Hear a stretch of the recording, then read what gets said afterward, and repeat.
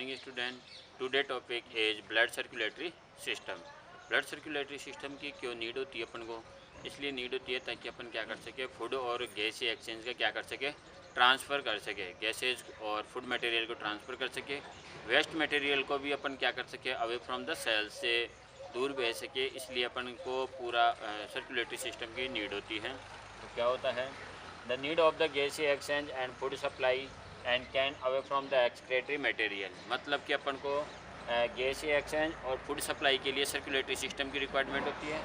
और इसमें excretory material को भी क्या किया जाता है, दूर किया जाता है। कहाँ? फ्रॉम द सेल, सेल से दूर किया जाएगा।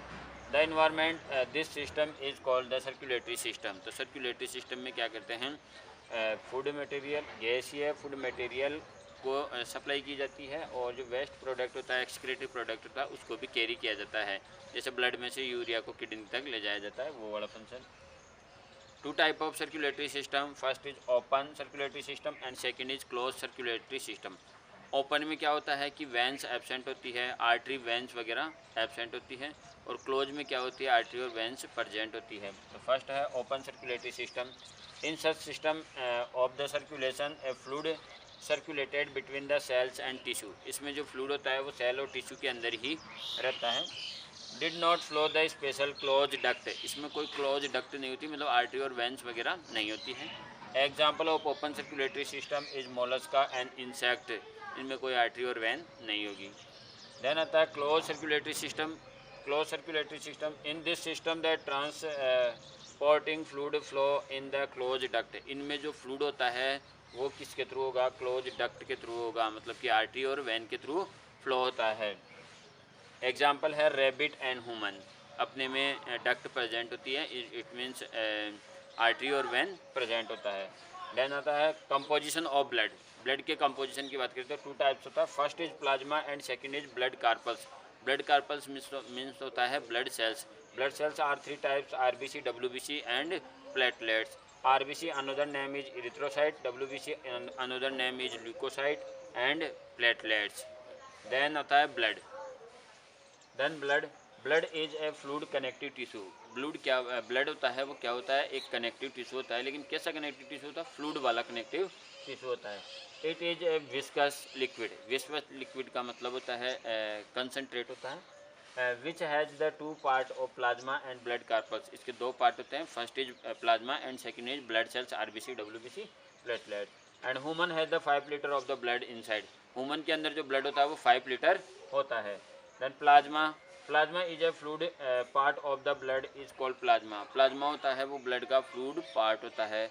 अब प्लाज्मा किस किस से मिलकर बना होता है और उसमें क्या क्या कंपोजिशन होता है वो देखते हैं। Then composition of plasma. Composition of plasma में ये कंपोनेंट्स हैं, ये क्वांटिटी कितनी अमाउंट होती है, और ये मेन फंक्शन है।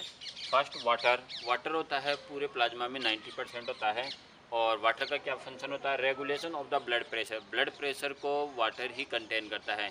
किसी का ब्लड प्रेशर कम होता है, बीपी लो होता है, तो अपन क्या करते हैं, बाहर से फ्लूइड इंजेक्ट करते हैं। And volume. वॉल्यूम को भी कंट्रोल करता है, ब्लड के वॉल्यूम को और प्रेशर को कंट्रोल करता है। एंड ट्रांसपोर्टेशन में भी हेल्प करता है, क्योंकि लिक्विड मटेरियल होगा तो ट्रांसपोर्ट ईजिली कर लेगा। देन आता है ऑर्गेनिक मटेरियल। ऑर्गेनिक मटेरियल में एल्बुमिन, ये 4.5%, और इसका creation of the osmotic pressure, ये ऑस्मेटिक प्रेशर को कंट्रोल करता है। एल्बुमिन ऑस्मेटिक प्रेशर को कंट्रोल करता है। ग्लोबुलिन में अल्फ़ा, बीटा और गामा होता है। अल्फ़ा ग्लोबुलिन, बीटा ग्लोबुलिन और गामा ग्लोबुलिन। उसमें से अल्फ़ा और बीटा जो ग्लोबुलिन होता है वो ट्रांसपोर्टेशन में हेल्प करता है, और गामा ग्लोबुलिन होता है वो एंटीबॉडी फॉर्मेशन करता है। एंटीबॉडी फॉर्मेशन करके पैथोजन के अगेंस्ट रेजिस्ट करता है। देन होता है फाइब्रिनोजन। फाइब्रिनोजन फंक्शन करता है बेटा ब्लड कोगुलेशन। ब्लड कोगुलेशन का मतलब होता है ब्लड को क्लॉट होने के लिए फाइब्रिनोजन प्रोटीन चाहिए होती है। प्रोथ्रोम्बिन प्रोटीन होती है, वो भी ब्लड को कोगुलेशन में हेल्प करती है, यानी ब्लड को क्लॉट बनाती है। नेक्स्ट आता है glucose, amino acid and fatty acid. Glucose, amino acid और फैटी एसिड होता है वो न्यूट्रिटिव मटेरियल होता है, न्यूट्रिशन प्रोवाइड करवाता है, और सेलुलर फ्यूल यानी सेल को एनर्जी भी देता है। तो एमिनो एसिड, फैटी एसिड और ग्लूकोज होता है वो न्यूट्रिशन एंड फ्यूल, फ्लूइड देता है, फ्लूइड देता है मतलब एनर्जी देता है। Then hormones and enzyme. Hormone और एंजाइम स्मॉल अमाउंट्स में होते हैं, और ये क्या करते हैं, रेगुलेटिंग मटेरियल होते हैं, रेगुलेट करते हैं बॉडी को। और बायो कैटलिस्ट होते हैं, बायो कैटलिस्ट यानी कि रिएक्शन को इंक्रीज कर देते हैं। यूरिया एंड यूरिक एसिड होता है, वो वेस्ट मटेरियल होता है जो अपन यूरिन के थ्रू बाहर एक्सक्रीट कर देते हैं। देन आता है इनऑर्गेनिक सब्सटेंस। इनऑर्गेनिक सब्सटेंस में sodium, potassium, calcium, magnesium chloride, bicarbonate, hydrophosphate and sulphate, ये कंपाउंड आते हैं। ये सब क्या करते हैं, regulation of the solute potential and pH, ये सब पीएच वगैरह को मेंटेन करते हैं, ब्लड की पीएच को कंट्रोल करते हैं और सोल्यूट पोटेंशियल का भी काम करते हैं। प्लाज्मा, देन प्लाज्मा के बाद है blood cells. Blood corpuscles are found in the floating in plasma. जो अपनी ब्लड सेल्स होती है, आरबीसी, डब्ल्यूबीसी, प्लेटलेट्स, वो प्लाज्मा के अंदर फ्लोट करती रहती हैं। These are 4.5% of the corpuscles in the blood volume. पूरे ब्लड का 4.5% क्या होता है, आरबीसी, डब्ल्यूबीसी, प्लेटलेट्स वगैरह ही होगी। The percentage of the blood corpus is known as the haematocrit. Haematocrit का मतलब होता है कि जब अपन परसेंटेज में आरबीसी, डब्ल्यूबीसी और प्लेटलेट्स को काउंट करते हैं तो उसे बोलते हैं haematocrit. Then first is RBC. RBC is red blood cells and erythrocytes. 99% of the all blood cells, अपने ब्लड में जितनी भी सेल्स होती है उनमें 99% आरबीसी होगी और 1% अदर सेल्स होगी। नॉन न्यूक्लिएटेड, ये जो आरबीसी होती है वो नॉन न्यूक्लिएटेड होती है, स्पेरिकल होती है एंड डिस्क शेप होती है एंड बाइकॉनकेव होती है। दीज लेक माइटोकॉन्ड्रिया, इसके अंदर माइटोकॉन्ड्रिया क्या होता है, कम होता है। Their diameter is 7 to 8 micrometre and thickness होती है 2 माइक्रोमीटर। दीज काउंट इज, इसकी जो काउंट होता है वो मेल में तो होता है 52 लाख और वो मेन में होता है 57 lakh. In this colloidal material red pigment protein which is called the haemoglobin. इसके अंदर जो रेड पिगमेंट होता है उसका नाम है haemoglobin. Haemoglobin is a conjugate protein. Haemoglobin क्या होता है, कॉन्जुगेट प्रोटीन होता है। And these serve the respiratory pigment, ये रेस्पिरेटरी पिगमेंट होता है क्योंकि इसके साथ में ऑक्सीजन क्या होती है, बाइंड होती है और यही होता है जो ब्लड को रेड कलर प्रोवाइड करवाता है। Each haemoglobin molecule of this consist of the haemoglobin group in the 4 ferrous iron.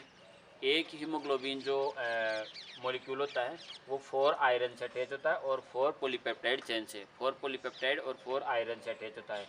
Haemoglobin combine with the oxygen is reversible order in the form of oxy haemoglobin. Haemoglobin oxygen के साथ जुड़ करके oxy haemoglobin बना लेता है। ये oxy haemoglobin जो बनाया है वो रिवर्सिबल होता है, मतलब कि ये ऑक्सीजन को वापस छोड़ेगा भी।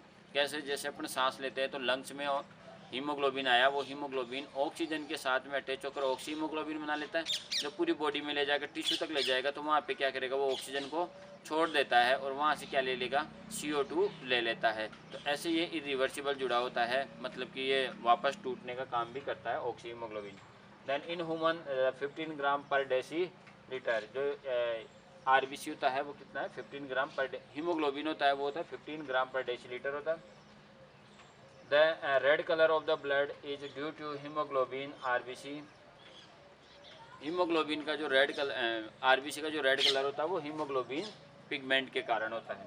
RBC are form in the bone marrow. RBC होती है वो बोन मेरो में बनती है। कौन सी बोन्स, जो लॉन्ग्स बोन्स और फ्लैट बोन्स होती है। जैसे लॉन्ग्स बोन्स होती है अपनी लेग्स एंड हैंड्स की, एंड फ्लैट बोन्स होती है स्कल एंड रिब केस। ये जो बोन्स होती है इनके बोन मेरो में आरबीसी का फॉर्मेशन होता है। RBC are form in bone marrow and life span is about 120 days. और इसके जो लाइफ स्पान होता है, जो एज होती है वो होती है 120 डेज। लेकिन ब्लड बैंक में क्या होती है, कम होती है। 120 डेज तो अपनी बॉडी में होती है, ब्लड बैंक में तो कितनी होती है, 40 के आसपास होती है। दैन डिकम्पोजिशन, इसका डिकम्पोजिशन होता है वो स्प्लीन में और लीवर में होता है। मेनली किस में होता है, स्प्लीन में होता है। डिकम्पोज, जो आरबीसी डिकम्पोज हो गई है तो उसका जो हीमोग्लोबिन है वो तो एमिनो एसिड बना लेता है। एक डिकम्पोज आरबीसी में जो हीमोग्लोबिन था वो तो एमिनो एसिड में कन्वर्ट हो जाता है। आयरन था वो लीवर के अंदर स्टोर हो जाता है। और जो रेस्ट पार्ट था वो क्या बना लेता है, बाइल पिगमेंट, बिलिरुबिन और बिलिवर्डिन बना लेता है। देन आता है WBC white blood cells and leukocytes. These are nucleated colourless cells. WBC होती है वो कलरलेस होती है, इसीलिए इसको क्या बोला है, वाइट ब्लड सेल्स बोला है। और ये कैसी होती है, न्यूक्लिएटेड होती है। जबकि आरबीसी कैसी थी, रेड कलर की थी और नॉन न्यूक्लिएटेड थी। एडल्ट ह्यूमन दीज काउंट, इसका जो काउंट होता है वो होता है 4000 टू 7000 पर क्यूबिक होता है। In human erythrocyte and leukocyte का जो रेशो, इरिथ्रोसाइट और ल्यूकोसाइट का जो रेशो होता है वो 600:1 होता है, मतलब आरबीसी ज़्यादा होती है और डब्ल्यूबीसी कम होती है। फॉर्म इन द बोन मेरो, इसका जो फॉर्मेशन होता है वो कहाँ होता है, बोन मेरो में होता है। And lymphatic tissue, life span होता है वो 4 to 5 डेज होता है। डब्ल्यूबीसी का लाइफ स्पान 4 to 5 डेज ही होता है। देन जो अमीबोइडल मूवमेंट होता है वो होता है इसमें। Type of WBC are two type, first is granulocyte and second is granulocyte. Granulocyte are 3 types, eosinophil, basophil and neutrophils. Eosinophil का अनदर नेम होता है एसिडोफिल, इसको एसिडोफिल भी बोलते हैं, बेसोफिल एंड न्यूट्रोफिल्स। एक ग्रेनुलोसाइट होती है वो होती है मोनोसाइट एंड लिम्फोसाइट। ग्रेनुलोसाइट का मतलब होता है कि साइटोप्लाज्म में ग्रेन्यूल्स प्रेजेंट होते हैं, उसमें क्या होते हैं, एब्सेंट होते हैं। Then granulocyte WBC, granulocyte are found in their cytoplasm, इनके साइटोप्लाज्म में ग्रेन्यूल्स प्रेजेंट होते हैं इसलिए इसको ग्रेनुलोसाइट बोला है। Due to their polymorphic nucleus, इसमें पॉलीमॉर्फिक न्यूक्लियस होता है, मतलब एक से ज़्यादा न्यूक्लियस होगा, एक से ज़्यादा ब्रांच होगी उसकी। These are called the polymorphic nucleus, polymorphic nucleus बोलते हैं ल्यूकोसाइट को, पॉलीमॉर्फिक न्यूक्लियोसाइट पाया जाता है। ल्यूकोसाइट में पॉलीमॉर्फिक न्यूक्लियस प्रेजेंट होता है।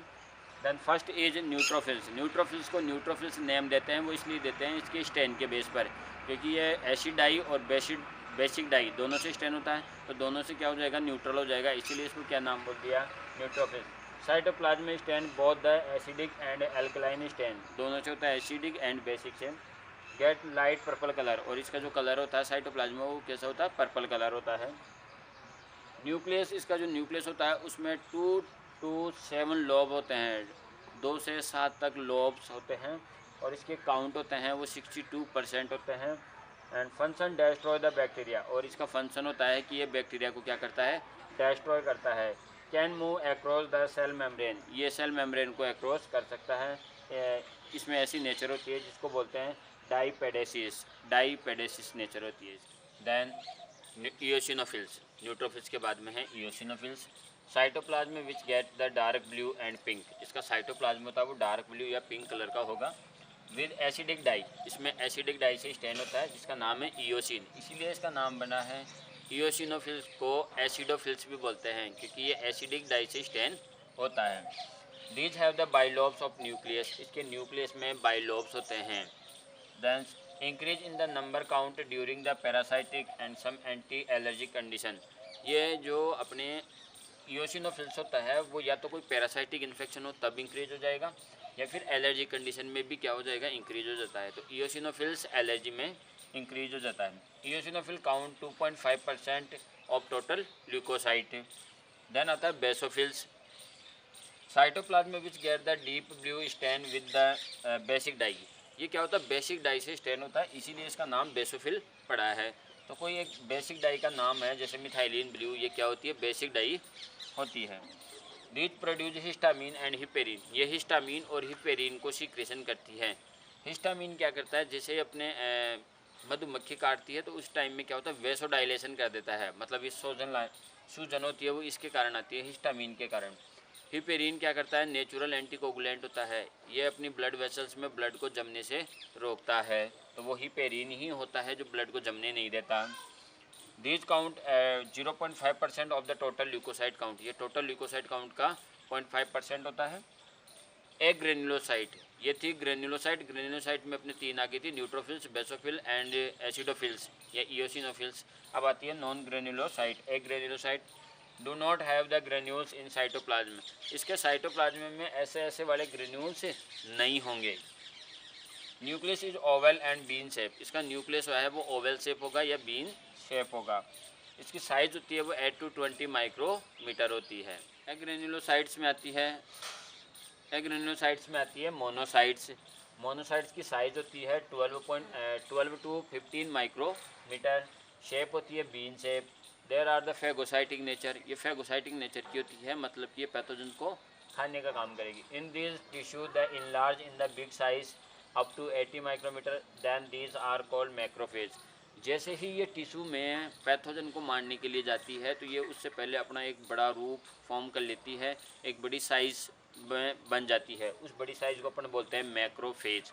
तो मैक्रोफेज क्या होती है, मोनोसाइट ही फैगोसाइट करने से पहले की जो साइज़ होती है उसे मैक्रोफेज बोलते हैं। Macrophage and neutrophils together make a system to phagocytic in the body which act against infection in the form first line of immunity. जैसे ही कोई पैथोजन अपनी बॉडी में एंटर करता है तो ब्लड में जाते ही एक तो न्यूट्रोफिल्स है और एक मोनोसाइट है जो मैक्रोफेज बन चुकी है, ये दोनों जा कर के उस पैथोजन पर क्या करेगी, अटैक करेगी। जैसे ये पैथोजन पे अटैक करेगी तो ये हो गया first line immunity. First line immunity कौन कौन प्रोवाइड करवाता है अपन को, न्यूट्रोफिल्स और मैक्रोफेज। देन आती है lymphocyte. These are the spherical cells and the oval nucleus. इसका जो न्यूक्लियस होगा वो ओवल होगा। Nucleus like a ring cytoplasm is very small. इसका जो न्यूक्लियस होगा वो रिंग शेप का होगा और साइटोप्लाज्म होगा वो क्या होगा, वेरी स्मॉल होता है, बहुत कम होता है। Small size lymphocytes produce the T cells and B cells. जो ये लिम्फोसाइट है वो स्मॉल लिम्फोसाइट है वो टी सेल और बी सेल बनाती हैं। टी सेल का मतलब हो गया कि ये इसका फॉर्मेशन तो कहाँ होता है, रेड बोन मैरो में, लेकिन मैचुरेशन कहाँ होता है, थाइमस ग्लैंड में होता है, इसलिए इसका नाम टी पड़ा है, टी सेल्स। बी सेल्स में क्या होता है, बी फॉर बोन मैरो, तो इसका फॉर्मेशन भी बोन मैरो में होता है और मैचुरेशन भी बोन मैरो में होता है। The antibodies for the immunity in the kill of the foreign particle. तो ये फॉरेन जो सेल्स होती है, जो पैथोजेंस होता है, उनको किल करने के काम आएगी कौन, टी लिम्फोसाइट और बी लिम्फोसाइट। तो लिम्फोसाइट होती है वो अपन को इम्यूनिटी प्रोवाइड करवाती है। आरबीसी और डब्ल्यूबीसी के बाद आ रहा है प्लेटलेट्स। तो दीज लैक न्यूक्लियस, इसमें कोई न्यूक्लियस नहीं होता है। एंड आर इरेगुलर शेप, इसकी शेप होती है वो इरेगुलर होती है। काउंट होता है वो 1.5 to 3 लाख पर क्यूबिक mm होता है। 1.5 लाख से 3 लाख तक की हो सकती है ये। लाइफ स्पान होता है वो 5 to 7 डेज होता है। और दीज आर द इम्पॉर्टेंट, तो in initiation of the process of the formation clot formation of the blood. ये ब्लड में क्लॉट फॉर्मेशन को स्टार्ट करता है कौन, प्लेटलेट्स। तो ब्लड की क्लॉटिंग के लिए जो सबसे मेन है वो है platelets. And function of bloods, transportation of O2 oxygen and carbon dioxide, hormones, excretory जो वेस्ट मटेरियल होता है उसका, और न्यूट्रिशन का क्या करता है, ये ट्रांसपोर्ट करता है पूरी बॉडी के अंदर। Regulation of the body temperature को भी मेंटेन करता है। प्रोटेक्शन अगेंस्ट डिजीज़, ये डिजीज़ से अपना प्रोटेक्शन करता है। कैसे, डब्ल्यूबीसी वगैरह क्या करती है, फैगोसाइटिक नेचर की होती है। Formation of the blood clotting, ये प्लेटलेट्स की हेल्प से क्या करता है, ब्लड क्लॉटिंग भी करता है। एंड वाटर बैलेंस को भी कंट्रोल करता है। And diagnosis of the disease को डायग्नोसिस करने में भी हेल्प मिलती है। जैसे अगर इयोसिनोफिल के नंबर ज़्यादा है तो इसका मतलब एलर्जी कंडीशन वगैरह है, ऐसे पता चल सकता है। देन आता है ब्लड क्लॉटिंग। ब्लड क्लॉटिंग कैसे होती है कि जब अपने इंजरी होती है तो वहाँ पे क्लॉट बनता ही है, ब्लड रुक जाता है। तो कैसे क्या होता है, तो ब्लड क्लॉटिंग या ब्लड कोगुलेशन होता है वो होता है टिश्यू डैमेज। जैसे ही अपना टिश्यू डैमेज होगा या चोट लगेगी तो वहाँ पे प्लेटलेट्स क्या हो जाएगी, ब्रेक हो जाएगी। ये प्लेटलेट्स ब्रेक होकर क्या बनाती है, थ्रोम्बोप्लास्टिन रिलीज करती है। अब ये थ्रोम्बोप्लास्टिन होती है, उसको कोगुलेशन फैक्टर 7 और 10 और कैल्शियम क्या करता है, प्रोथ्रोम्बिन को थ्रोम्बोप्लास्टिन को प्रोथ्रोम्बिन में एक्टिवेटर में कन्वर्ट कर देते हैं। अब ये प्रोथ्रोम्बिन है वो क्या करेगा, प्रोथ्रोम्बिन इनएक्टिव फॉर्म में होता है, ये कैल्शियम की उपस्थिति में, प्रेजेंस में किस में कन्वर्ट हो जाएगा, थ्रोम्बिन में कन्वर्ट हो जाएगा। जो अपना प्रोथ्रोम्बिन था वो कैल्शियम उसको एक्टिवेट कर देगा और थ्रोम्बिन में कन्वर्ट हो जाएगा। ये अपना जो थ्रोम्बिन है वो क्या करेगा, अपनी ब्लड के अंदर जो फाइब्रिनोजन प्रोटीन थी, वो सोल्यूबल थी, लेकिन ये थ्रोम्बिन क्या कर देगा, उसको फाइब्रिनोजन से फाइब्रिन में कन्वर्ट कर देगा। फाइब्रिनोजन तो ब्लड में सोल्यूबल होती है, लेकिन जो फाइब्रिन होती है वो क्या होती है, इनसोल्यूबल होती है, तो अभी ये ब्लड में घुलेगी नहीं। फिर ये फाइब्रिन होता है वो क्या हो जाएगा, कैल्शियम की प्रेजेंस में फाइब्रिन के जो फाइबर्स होते हैं वो और अपनी ब्लड सेल्स होती है वो मिल करके क्या बना लेती है, क्लॉट बना लेती है। तो क्लॉट कैसे बनता है, एक तो फाइब्रिन के जो फाइबर्स होते हैं वो और अपनी ब्लड सेल्स होती है वो मिलकर क्या बना लेती है, क्लॉट बना लेती है। अब क्लॉट बनने से क्या होता है, ब्लड ब्लीडिंग रुक जाती है, मतलब ब्लड बहेगा नहीं। Then is blood vessels. These are the three main type of the blood vessels. Blood vessels होती है वो थ्री टाइप की होती है, आर्टरी, वैन और capillaries. Thin arteries are known as arterioles. जो आर्टरी का जो छोटी छोटी आर्टरीज निकलती है, आर्टरी से जो छोटी छोटी आर्टरीज निकलती है उनको अपन बोलते हैं arterioles. And the thin veins are called venules. तो वेन से क्या निकलेगी, वेन्यूल्स, और आर्टरी से निकलेगी arterioles.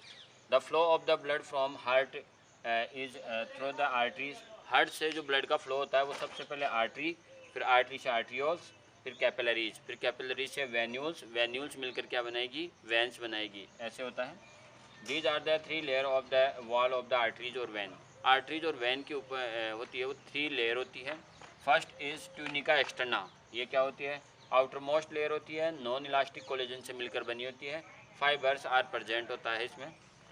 Media, tunica media middle layer होती है और अनस्ट्रिप्ड मसल से होती है, और इलास्टिक फाइबर्स आर फाउंड।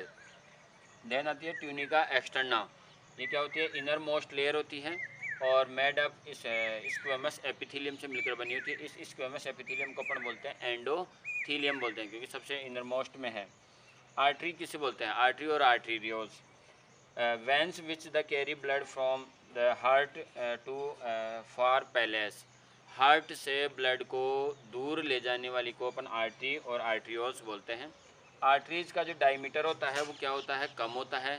जब डायमीटर कम होगा, मतलब थिकनेस कम होगी, तो बीपी क्या होगा, हाई होता है। तो आर्टरीज में जो ब्लड प्रेशर होता है वो हाई होता है, और इसकी वॉल होती है वो थिक होती है। जब वॉल थिक होगी तो प्रेशर ज़्यादा होगा। In arteries these are no walls. इसके अंदर कोई वाल नहीं होता है। Only at the starting point of the aorta and the pulmonary trunk semilunar wall are found. Arteries में कोई वॉल नहीं होता है, लेकिन ये ऑर्टा होता है और एक होता है पल्मोनरी ट्रंक, उसमें सेमिलूनर वॉल प्रेजेंट होता है, बाकी आर्टरी में कोई वॉल नहीं होगा। Aorta is the biggest artery which carry the pure blood. Aorta होता है वो क्या होता है, बिगेस्ट आर्टरी होती है, सबसे बड़ी आर्टरी होती है, और इसमें प्योर ब्लड सप्लाई होता है। Many arterioles and their capillary circular and muscular sphincter. इनमें क्या होता है, आर्ट्रियोल और कैपिलरीज के अंदर क्या होता है, स्पिंटर्स प्रेजेंट होते हैं। कौन कौन से, सर्कुलर और मस्कुलर स्पिंटर। ये स्पिंटर क्या करते हैं, these sphincter control the blood flow in the capillaries net.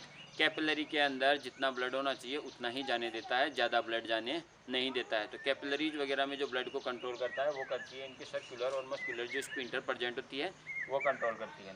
Then veins and venules carry blood from part of the body toward the heart. Blood को हार्ट तक लेकर जो ब्लड लेकर आती है उन्हें अपन वेंस और वेन्यूल्स बोलते हैं।